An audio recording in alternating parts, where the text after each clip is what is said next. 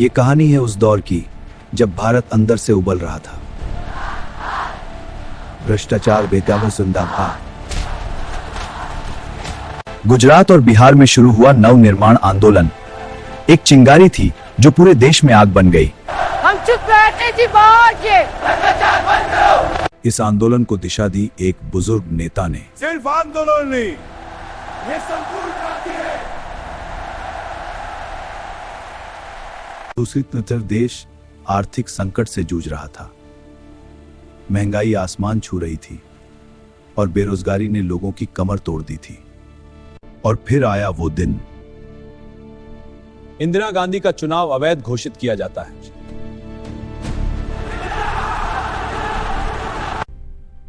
देश की प्रधानमंत्री अब खुद संकट में थी।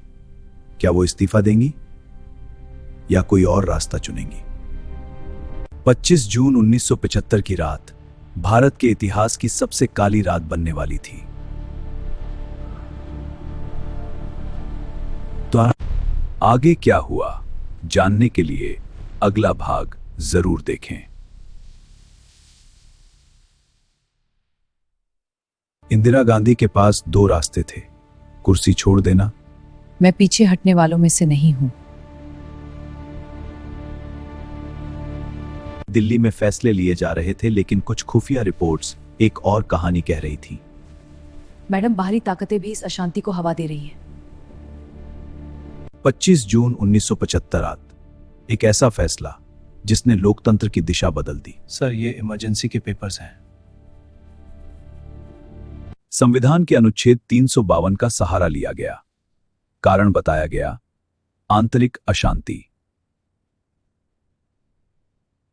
जब देश सो रहा था तब लोकतंत्र के बड़े चेहरे एक एक कर गिरफ्तार किए जा रहे थे। आपको अभी हमारे साथ चलना होगा। सच्चाई को कैद नहीं है। सुबह हुई, लेकिन आवाजें गायब थी। अखबार चुप थे, नेता जेल में थे और देश खामोश में। क्या यह सिर्फ सत्ता बचाने की लड़ाई थी या इसके पीछे कोई और गहरी साजिश भी थी? देश के बड़े बड़े अखबार अब सरकार की इजाजत के बिना कुछ भी नहीं छाप सकते थे। यह पत्रकारिता नहीं, गुलामी है। जो आवाजें सरकार के खिलाफ उठ रही थी। लोकतंत्र असली ताकत भी क्या है? अब डर सिर्फ नेताओं तक सीमित नहीं था, आम आदमी भी फुसफुसाकर बात करने लगा था। धीरे बोलो, दीवारों के भी कान होते हैं।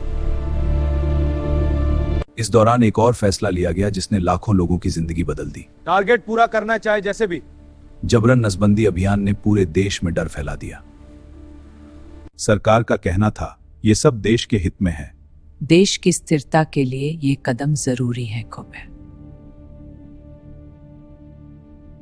लेकिन अंदर ही अंदर एक नई आग जल रही थी जो सही समय का इंतजार कर रही थी। और फिर आया 1977, जब जनता को मिला अपना फैसला सुनाने का मौका। क्या जनता ने सत्ता को सबक सिखाया